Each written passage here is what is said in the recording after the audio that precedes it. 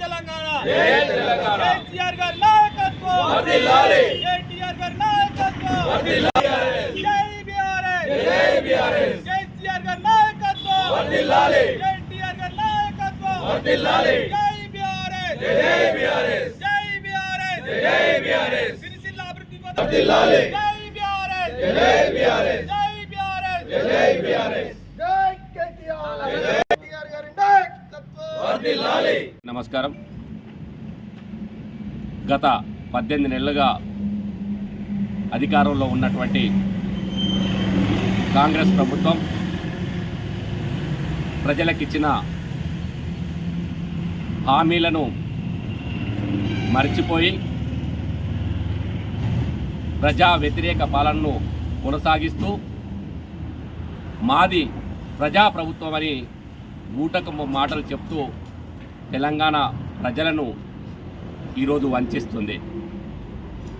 వారు ఇచ్చిన ఏ హామీ కూడా ఇంతవరకు పూర్తి స్థాయిలో అమలు కాలేదంటే వారు ఏ పరిస్థితిలో ఉన్నారో అర్థమవుతుంది.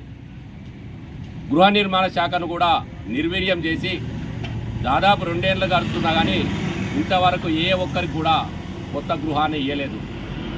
రేషన్ కార్డులు అని చెప్పారు, అదొక ప్రవాసనలుగా కొనసాగుతుంది. కేవలం ఓ రేషన్ కార్డు నుంచి పేరు తీసేస్తే ఇంకో రేషన్ కార్డులో యాడ్ అయింది తప్ప ఇంకా కొత్త రేషన్ కార్డులు ఇచ్చిన పాపాన పోలేదు. మరే పెన్షన్లు పెంచుతామన్నారు, 2000 4000 చేస్తా అన్నారు, 3000 6000 చేస్తా అన్నారు, మహిళలకు 2500 ఇస్తా అన్నారు, ఇంకేమో బూటక మాటలని చెప్పి అధికారంలోకి రావడం జరిగింది. కానీ ఏ ఒక్క మాటను కూడా అమలు పరచకుండా, ఏ ఒక్క హామీని కూడా అమలు పరచకుండా కేవలం వాళ్ళు వాళ్ళ సామ్రాజ్యాన్ని కొనసాగిస్తూ ప్రజలను వంచడం జరుగుతుంది. మరి ఈరోజు దాదాపు 40 సార్లు ఢిల్లీకి వెళ్ళిన ముఖ్యమంత్రి మరి ఈ రాష్ట్రానికి ఏం ఒరగబెడుతుండో, ఏం కొత్తగా చేసిండో అని చెప్పి ఈరోజు మేము ప్రశ్నిస్తున్నాం. ప్రజాపాలన అనుకుంటూ చెప్పుకుంటూ ప్రజలను వంచడమేనా మీ ప్రజాపాలన? ప్రజలను ఇచ్చిన హామీలను నెరవేర్చకపోవడమేనా మీ ప్రజాపాలన అని ఈరోజు మా మండల బీఆర్ఎస్ పార్టీ పక్షాన ప్రశ్నిస్తున్నాం.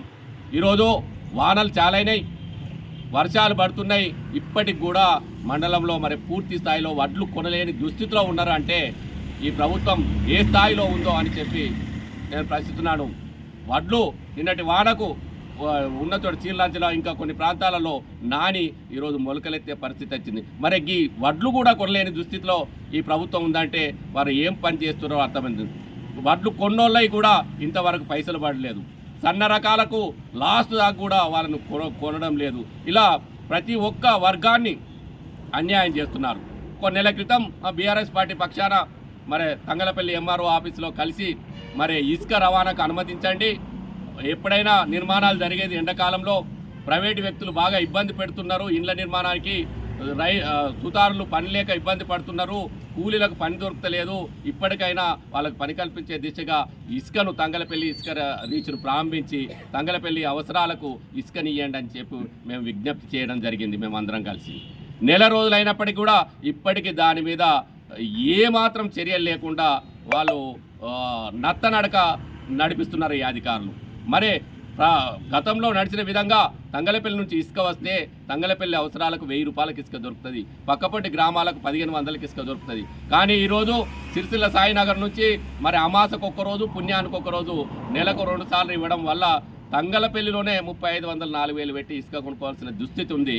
మరి మీరు ప్రజాపాలన ఇది ఎలా అవుతుంది అని చెప్పి నేను కాంగ్రెస్ నాయకులను ప్రశ్నిస్తున్నాను. ఏమన్నా అంటే మాది ప్రజాపాలన అంటారు. మరి ఇది ప్రజాపాలన ఎలా అవుతుంది? నెల రోజులైనా మీరు చర్య తీసుకోరా? నెల రోజుల నుంచి వినతి పత్రం ఇచ్చినా కానీ ఇప్పటికి ఇసుక చాలితే 5 రేపు వానలు పడ్డ తర్వాత వాగులోకి నీళ్ళు వచ్చిన తర్వాత ఇంకా ఇసుకకు మరి 5000కు కొనుక్కోనో 10,000కు కొనుక్కోన్నా అటువంటి దుస్థితి ఏర్పడుతుంది. ఇప్పటికైనా అధికారులు మేల్కోవాలి. మీ పార్టీ నాయకులు మీకు ఏం చెప్తుర్రో, ఎటువంటి సూచనలు ఇస్తుర్రో తెలుస్తలేదు. మీరు ఇప్పటికైనా మేల్కొనండి. మా తంగలపల్లి మండల అవసరాల కోసం స్థానిక ఇసుకను సప్లై చేయండి అని ఈ సందర్భంగా మేము డిమాండ్ చేస్తున్నాం. ఇలా చూసుకుంటూ పోతే ఏ ఒక్క కార్యక్రమాన్ని సరి అయిన రీతిలో చేయకుండా ప్రజలను వంచడమే ధ్యేయంగా పెట్టుకొని ఇంకేమన్నా ఉంటే రోజో ప్రెస్ మీట్ పెట్టి బీఆర్ఎస్ నాయకులను, బీఆర్ఎస్ కార్యకర్తలను తిట్టడమే ఒక విధిగా పెట్టుకున్నారు ఇక్కడి కాంగ్రెస్ నాయకులు. నేను కాంగ్రెస్ నాయకులను ప్రశ్నిస్తున్నాను, మీరు చేసిన ప్రజా వ్యతిరేక పనులను మేము ప్రశ్నిస్తున్నాం. ప్రజలకు ఇచ్చిన హామీలను అమలుపరచకపోతే వాటిని అమలుపరచమని మేము డిమాండ్ చేస్తున్నాం. మరి అటువంటప్పుడు మీరు రోజో ప్రెస్ మీట్ పెట్టి ఇది ఇట్లా అది అట్లా అనుకుంటూ చెప్పుకుంటూ మరి మీరు అధికారంలో ఉన్నారా ఇంకా ప్రతిపక్షంలో ఉన్నారా? మేము చెప్పినవి, మేము కోరినవి, మేము వినతి పత్రాలు ఇచ్చినవి, మేము డిమాండ్ చేసినవి ప్రజలకు తీర్చాల్సిన అవసరం మీ పైన ఉంది. కానీ మా మీద రోజుకో విమర్శ చేసుకుంటా మీరు ఇట్లా మరి అట్లా, అరే మేము ఎట్లా అయిందో ఏం కాదునో మీకు అధికారం వచ్చింది. అధికారం వచ్చినాక కూడా మీరు పనులు చేయకుండా మా మీదనే తిట్టుకుంటా మమ్మల్నే తిట్టుకుంటా ఉంటారా? ఇది ఎంతవరకు సమంజసమని ఈ కాంగ్రెస్ నాయకులను ప్రశ్నిస్తున్నాం. ఇప్పటికైనా కాంగ్రెస్ నాయకులు కళ్ళు తెరవండి, అధికారులకు విన్నవించండి, స్థానిక అవసరాలకు సంబంధించిన ఇసుకను సప్లై చేయండి, ఇంకా అధికారులకు వివరించండి, వడ్ల కొనుగోలును పూర్తి చేయండి, మొలకెత్తిన వడ్లను కూడా పూర్తి స్థాయిలో కొనండి, వాళ్ళ డబ్బులు తొందరగా వచ్చినట్టు చూడండి. ఇలా ప్రతి ఒక్క కార్యక్రమాన్ని వెనుకబడి పనిచేసి మీరు మంచి పేరు తెచ్చుకోవాలి. కానీ ఏమన్నంటే కేవలం పేరుకు ప్రజాప్రభుత్వం అని చెప్పుకుంటూ ప్రజలను వంచడం జరుగుతుంది. ఇది మంచి పద్ధతి కాదు అని చెప్తున్నారు. అలాగే ఏంటిది, కాంగ్రెస్ నాయకులంతా ర్యాలీగా బయలుదేరి ముఖ్యమంత్రి ఫోటో పట్టుకొని వచ్చి కేటీఆర్ కార్యాలయంలో పెడతామన్నది. ఎందుకు వచ్చారు? అంతకుముందు మా నాయకులందరూ ప్రోటోకాల్ పాటించండి, అధికారిక కార్యక్రమాలలో ఫ్లెక్సీలో ఫోటో వేస్తే కేటీఆర్ స్థానిక నాయకుడు, స్థానిక ఎమ్మెల్యే ఫోటో వేయండి అని చెప్పి ఎస్పీ గారికి వినతి పత్రం ఇచ్చి కలెక్టర్ గారు చర్యలు తీసుకోవాలి ఇటువంటిది అని చెప్పడం. ఆ కలెక్టర్ గారే స్వయంగా మరి అనాధికార వ్యక్తిని పక్కకు తీసుకొని పక్కకు పెట్టుకొని కార్యక్రమాలు నిర్వహిస్తున్నాడు. అది తప్పు అని చెప్తే ఇంకోటి తీసుకొచ్చి మేము ఫోటో పెడతాం. అరే ఫోటో ఎందుకు పెడతారు? అది ఒక ఎమ్మెల్యే అధికార నివాస గృహం. ఆ అధికార నివాసంలో ఆయన వ్యక్తిగతం. అక్కడ ఆయన ఇష్టం ఉన్న ఫోటో పెట్టుకుంటాడు, ఇష్టం లేని ఫోటో పెట్టాడు. అదే రాహుల్ గాంధీ దగ్గర ప్రధానమంత్రి ఫోటో ఉందా? అదంతెందుకు? మీ కాంగ్రెస్ ఎమ్మెల్యేల ఇళ్లలోనే కార్యాలయాల్లోనే రేవంత్ రెడ్డి ఫోటో లేదు. అది మర్చిపోయా లేదో కేటీఆర్ నివాస గృహంలో మేము ఫోటో పెడతామని మా దగ్గరికి వచ్చి ఆ కార్యాలయాన్ని దాడి చేస్తామని వచ్చి ఫోటో పెడతామని వచ్చి ఒక శాంతి భద్రతల సమస్యను సృష్టించి పోలీసుల ద్వారా మా నాయకుల మీద లాఠీ చార్జ్ చేయించడం ఇది ఎంతవరకు సమంజసమని నేను ప్రశ్నిస్తున్నాను.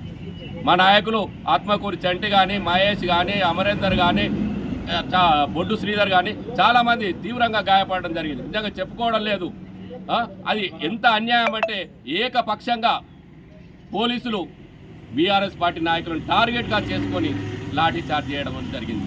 మరి మేము చూస్తున్నాం, ప్రశ్నించినందుకు ఇలాంటిదే ఇస్తామంటే మరి మేము గత 10 ఏళ్ళలో ఎప్పుడు కూడా ఇలాంటి కార్యక్రమాలు చేయలేదు, ఇలాంటి పనులు చేయలేదు. కేవలం ప్రజా సమస్యలపైనే పనిచేసిన తప్ప ఇటువంటి కార్యక్రమాలు చేయలేదు. ఇప్పటికైనా నాయకులు కానీ అధికారులు కానీ దయచేసి ఆలోచన చేయండి. మేము చేసిన దానిలో మేము అడిగే దానిలో నిజముందా లేదా, మేము అడిగే డిమాండ్లలో నిజముందా లేదా అని పరిశీలించాలి తప్ప దానికి ఇంకోటి ఏదో కొండి పెట్టుకొని వచ్చి ఇంకోటో చేసి ఇట్లా చేస్తాం అట్లా చేస్తామని చెప్పి శాంతి భద్రత సమస్యలు సృష్టించి బీఆర్ఎస్ నాయకులను టార్గెట్గా చేసుకొని దాడులు చేస్తామంటే దయచేసి ఇది మంచి పద్ధతి కాదు. బీఆర్ఎస్ నాయకులు మీరు 10 మంది ఉంటే మేము 100 మంది ఉన్నాం. మరి ఈ కొట్లాటకు పోతే శాంతి భద్రతలకు క్షీణించి రేపు పొద్దుగాల భవిష్యత్ తరాలకు మంచి మార్గం చూపెట్టము, మంచి పనులు చూపెట్టము. అటువంటిది మంచిది కాదు అని చెప్తున్నాం. మేము కొడతాం, మేము ప్రత్యక్ష దాడులు చేస్తామంటే అది మంచి పద్ధతి కాదు. పోలీసులు కూడా అటువంటి మాటలు మాట్లాడుతున్న వాటిపై చర్యలు తీసుకోవాలని మేము డిమాండ్ చేస్తున్నాం. ఇప్పటికైనా కాంగ్రెస్ నాయకులు, ప్రభుత్వ అధికారులు ప్రజా సమస్యలమైన దృష్టి పెట్టి వాటిని పరిష్కరించడానికి ప్రయత్నం చేయండి అని చెప్తున్నాం. లేని పక్షంలో ఈ ప్రభుత్వం అని చెప్పుకుంటున్న ఈ కాంగ్రెస్ పార్టీ చేస్తున్న అవినీతి కార్యక్రమాలే కానీ పనికిరాని కార్యక్రమాలే కానీ వీటన్నిటి మీద కూడా బీఆర్ఎస్ పార్టీ ఎప్పటికప్పుడు ప్రశ్నిస్తూనే ఉంటుందని తెలియజేస్తుంది.